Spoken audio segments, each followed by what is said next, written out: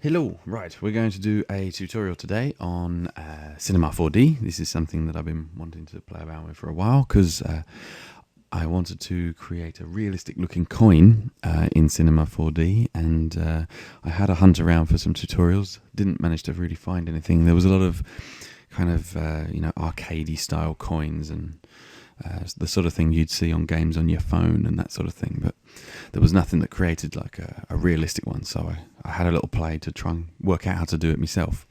I will just point out that I am well and truly a beginner to Cinema 4D, so this is me just trying to sort of learn it as I go, and obviously if I can help you as well, then that's brilliant.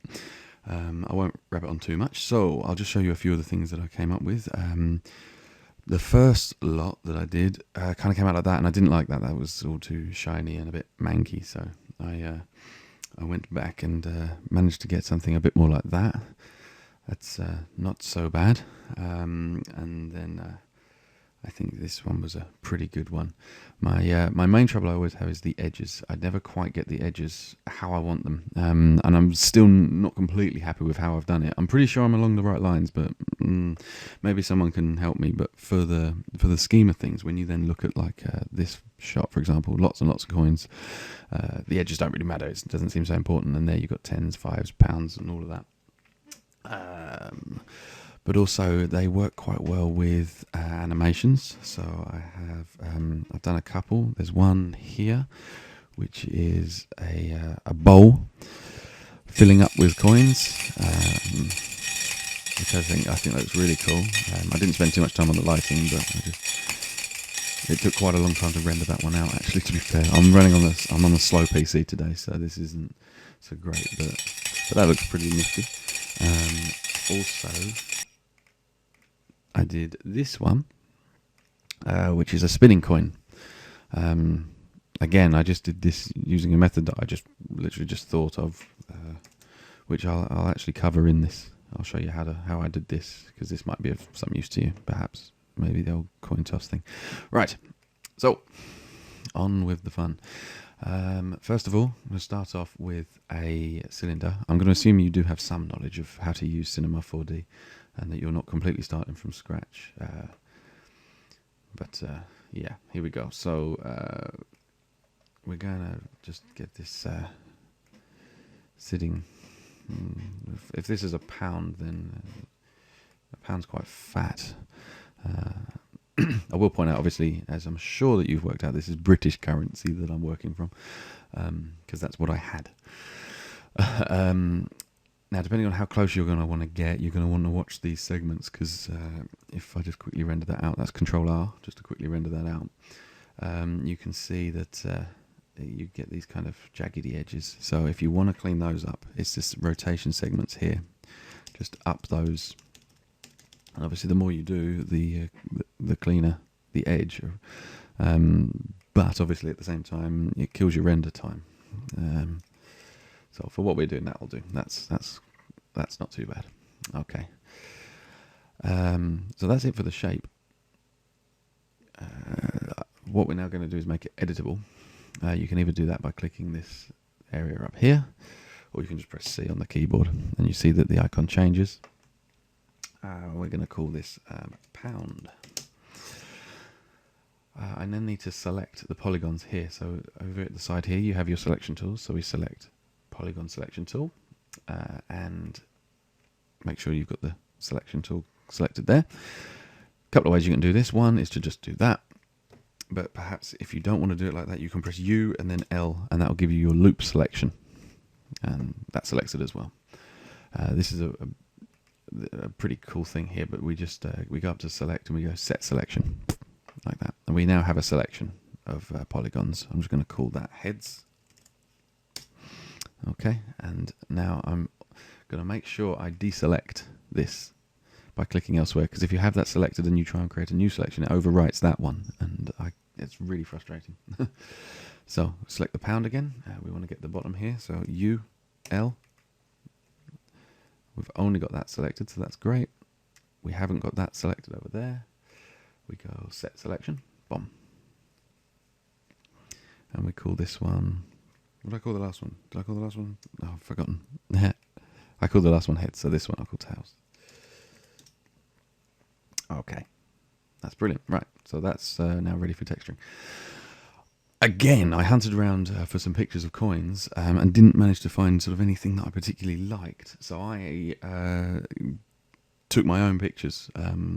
I set up the little tripod, a little lighting system. I think if you saw one of my posts earlier, it actually showed you what I did.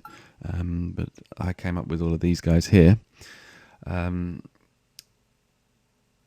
thing to note is I haven't actually tried doing the 50p yet. I reckon that that's going to be a little bit more tricky and need a bit more time to get these sides.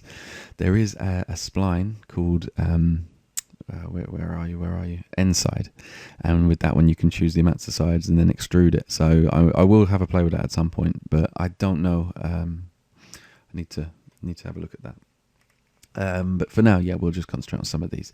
So that's my pounds one. And I'll put these up for download as links with the tutorial so that you can grab these if you wanted to use them. Right, so next, create a new material. Just double click on the area down here, creates a new material. Right, let's have a look. So under color, texture, just click it there and then go to a little drop down box and do load image. Here we can see my images, so I'm going to do this one as heads. It's not in the project path, so yes. And then just in this bit here, I'm just going to name that heads so that we know what we're doing. Actually, I'm going to name it pound heads. Alright, well that was simple enough.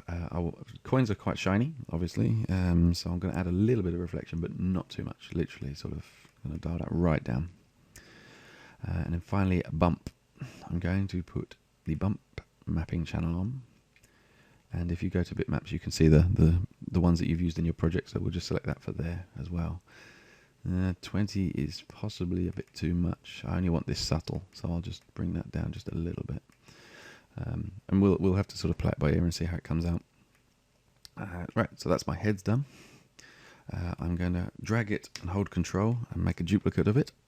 Double click it and call this one pound tails. Excuse me. I'm then going to load image. We're in the bump mapping channel now, but it doesn't matter. We've got to do it anyway. So load image, and we choose the tails one. Then yes, okay, and we go over to color, and again we can do bitmaps, and then we can see our tails in there. So we've now created our two textures for the face and the underside. The next bit, press the middle mouse button there. The next bit is the bit that, like I say, I always find a bit tricky, and I didn't really work out exactly how to do this. But what I came up with, I'm definite that there is a better way of doing this, but maybe someone can let me know. Put it in the comments if you know a better way of doing this bit, because I would like to know that. So I created a Photoshop file. I'm going to put it into the bump mapping channel. I'll show you what I did with it. I won't do a new one. I'll just use the one I used before. Pound coin edge. This was it. Pound coin edge. If I do edit image, you can see what I did here. Should just load up Photoshop.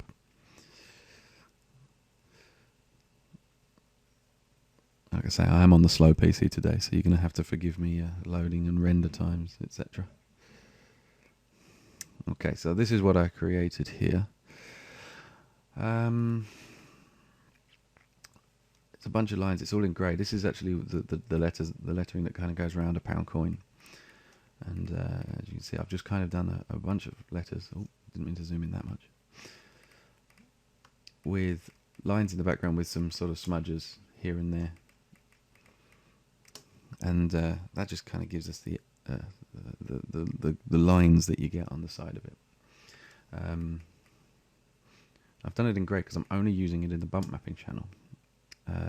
So if I go back to cinema, so it's only in the bump mapping. And then in colour, the way I found to do this was actually using, I think I did this with layer.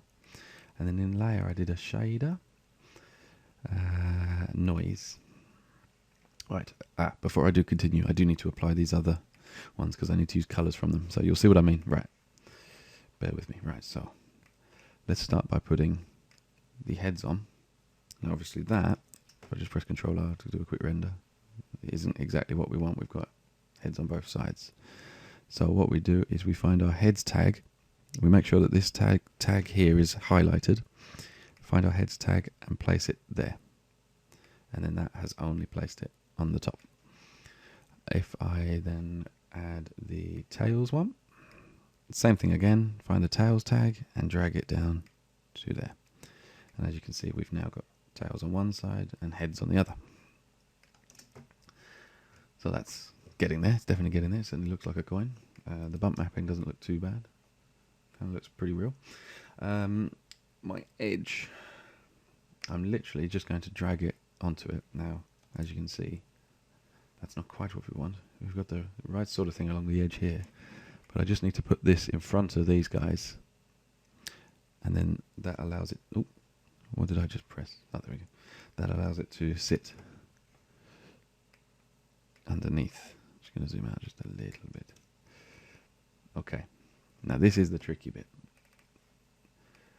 The way I did this, which is definitely not necessarily the right way, and it's probably not even slightly the right way, was my color one. I selected from in here, kind of found a lighter color, and then my color 2 I selected from in here, and I chose a slightly darker color, which gave me this.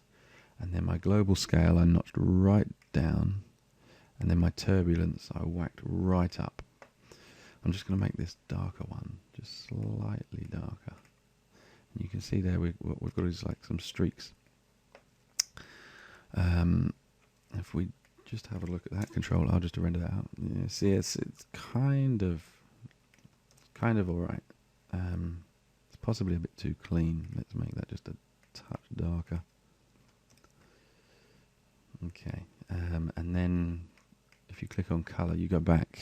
You can click on your layer and add another layer. I just did another noise, sort of similar to the first one. Put the opacity right down, and then just chose a couple of different colors. Again, a lighter one and a slightly darker one. Just going to bring that down just a little bit, and then sit that over the top. And yeah, that's not too bad. Like I say, I've never been completely happy with the edges, but that'll do for the time being. Okay, so that's a coin made. Now, just so that we can see what it looks like with a bit of lighting, I'm just going to quickly add a floor. Just drop you down a little bit. I'm going to lift the... make sure you're not on polygon selection. Right, so we're back to item selection. Right, there we go. So I'm just going to raise that up just slightly. If you've got the MoGraph, you can actually use rigid body and a collider body, and just to really quickly get it on the floor. There we go. It's just a bit easier than lining it all up. So next, I'm going to create an area light. And let's have a look. So we raise that up just a bit, move it off to the side. If you press R, it's a nice shortcut key just to give you rotate. We'll just aim that down there at that a little bit. If you go to the light properties, you can actually set some shadow. And if we just have a look at there, that should have improved that just a little bit already. Excellent. Something I do like, this is going to hurt my render time a little bit, but ambient occlusion. It just adds a little bit more detail in the darker shadows where things are coming in contact with the floor. So we'll just have a look at that. So again, that's pretty good. As we're also working with circles and rounded edges, it's a good idea to put anti-aliasing on best. Again, we'll just have another quick look at that. So that's not looking too bad at all. I'm just going to take another one of these lights, rotate it the other way, move it over here, bum bum, like something like that.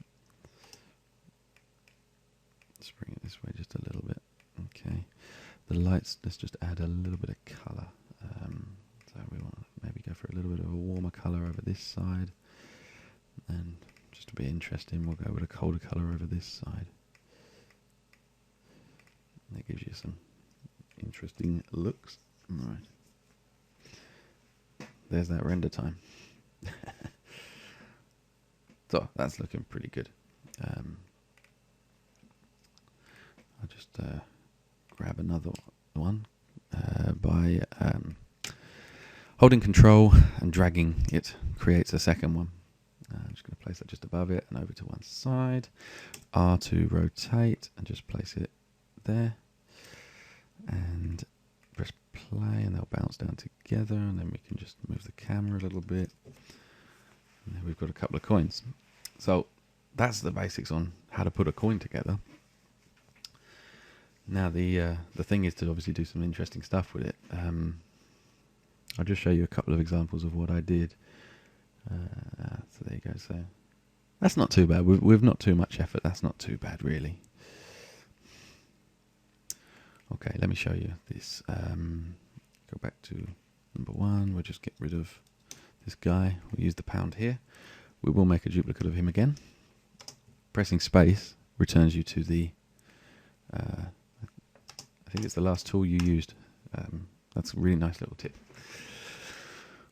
Okay, so if we were to make a £2 coin, a £2 coin is a little bit larger, but it's also a little bit thinner than a pound coin. So we'll just squish that in a little bit there. Okay. Now, in order to do this, I'm going to just create a couple more textures. But I'm going to cheat a little bit. I'm going to highlight these two, drag them and hold control, make a copy. Grab this one and call it £2 heads. And I'm going to swap this image out with my £2 heads.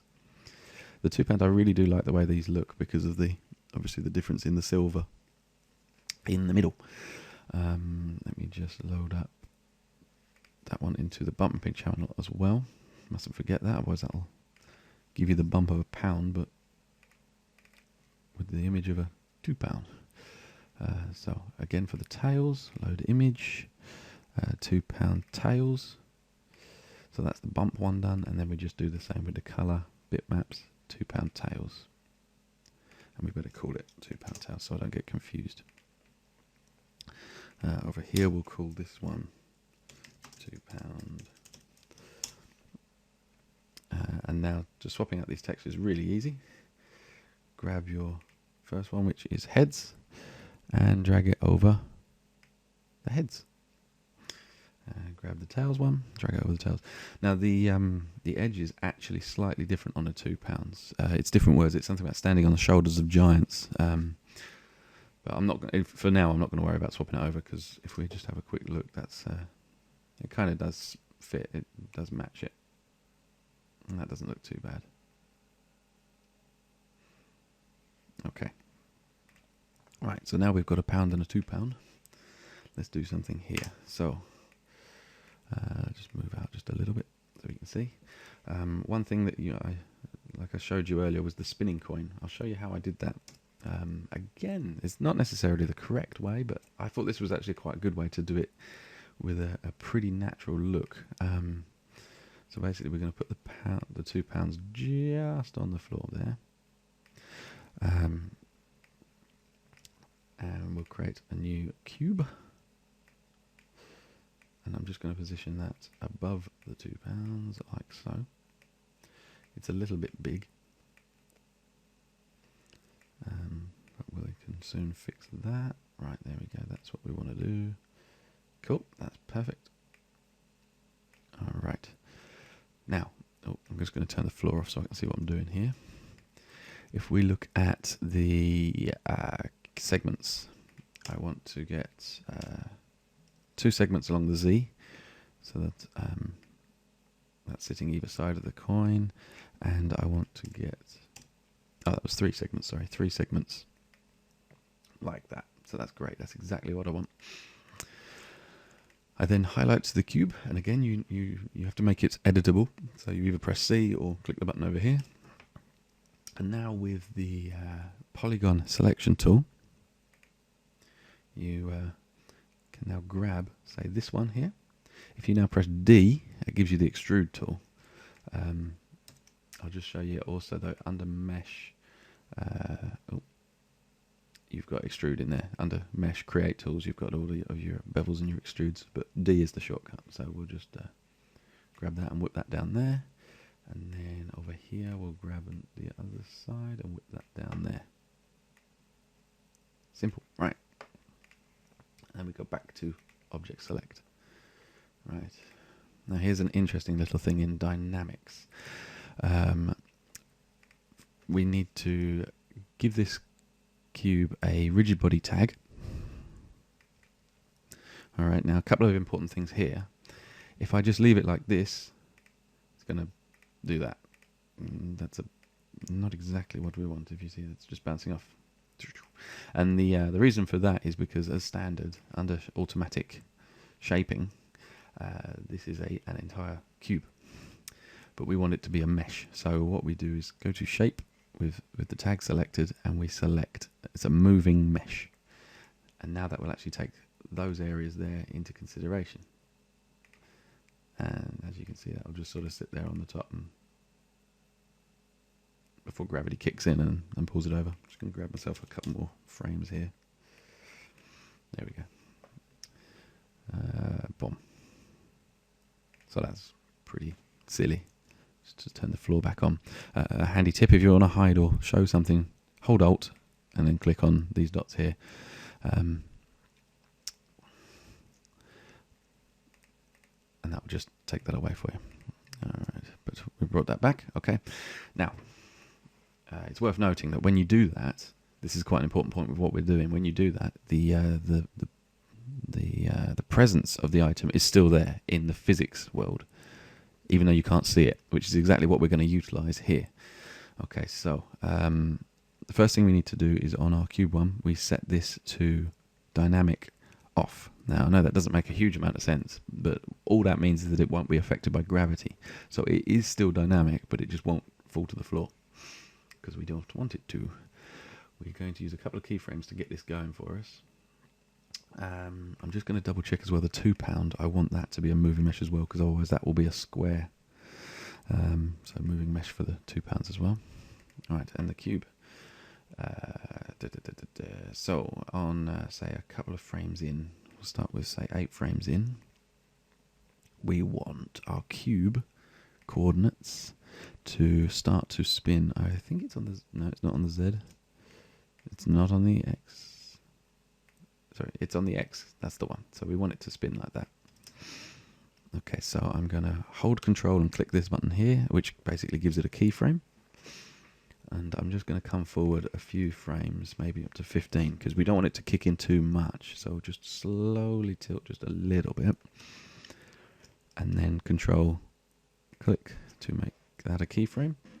And then we'll go forward just maybe a couple of frames like so. You can see it's already starting to work, but what we now need to do here, sorry, I forgot this. Go back to this frame. You also want to grab a keyframe. I think is it Z? Yeah. Put a keyframe on Z at that same point. And then when you come forward a couple of frames, spin that quite fast. Now, obviously, depending on how fast you spin this, depends on how fast the coin will spin. So we'll do that one there. And we'll just lift this off so it's out of the way. Maybe not quite so high. There we go. Control click. Right. So in theory, if this has worked, that causes the coin to spin. There we go. So perhaps if you, like I say, if you want it to spin just a little bit faster, find your keyframe with the spin and just do it a bit more. Control click. Start at the beginning and boom, like that. And that's how really going some. Oh, okay, that was quite odd. That's maybe a bit too fast. Dial that down just a touch. Whoopla. And there you go. That's not too bad. But yeah, that's what it's all about. It's all about experimentation. But I like this idea. Now, the point that I was making earlier about hiding this is that you can actually click on that with Alt, and now, as you can see, the motion is still there, but it's The coin is spinning, but it's gone. And I'll just load that. Let's see, coin spinning. Open with QuickTime. And you can. Ow, that hurt. Sorry about that. There we go. I'm pushing this PC a little bit too much, I think. So yes, when you render that out quite nicely, that looks pretty good, I think. So yeah, bomb bomb. Another thing you might want to do, just real quickly, I'll show you something that maybe uses the cloner, because obviously this is quite a popular idea. If you go to MoGraph and then cloner, hold Alt, and it automatically puts it in there. And if we just do that like that, bomb bomb, there's a little stack of coins. Let me just move this so that's looking at that. But obviously you can ramp this up. If you click in cloner and then go to object, we're on linear at the moment, you just ramp those right up, say 25. Press play, bomb, bomb, bomb, bomb, bomb, bomb, bomb, boom. Now obviously they're all going to fall off because it's maybe it's a little bit bouncy. Perhaps on the pound, we go to the simulation tag. Yeah, the bounce is currently set to 50, so coins aren't particularly bouncy, so set that to 0. Friction, they're quite, coins don't slide, no, they just kind of do. I'm going to set that to about 80. And that's a good point, is the floor. It's very slidey as standard and very bouncy. So we'll set the floor to none and the floor friction to about, say, 90. Let's just have a look at the difference there. Boom. Oh, no. Ah, it's fallen over. Boom. So that's closer. Maybe if you go to the cloner, you can reduce here. You can reduce the distance between the coins so they don't have so far to fall. Maybe pause it there and you've got yourself a quite moody looking stack of coins that will take forever to render on this machine, but there you go. So there's a few ideas for you. Maybe, like I say, if you can come up with a better way of doing the edges, please post it, show me, tell me, because like I said at the start, I'm still learning this. I've been doing this now for coming up to about, I don't know, 8 months or so. I've been playing with cinema and having great fun with it. But yeah, let me know what you think. Okay, cheers. Bye.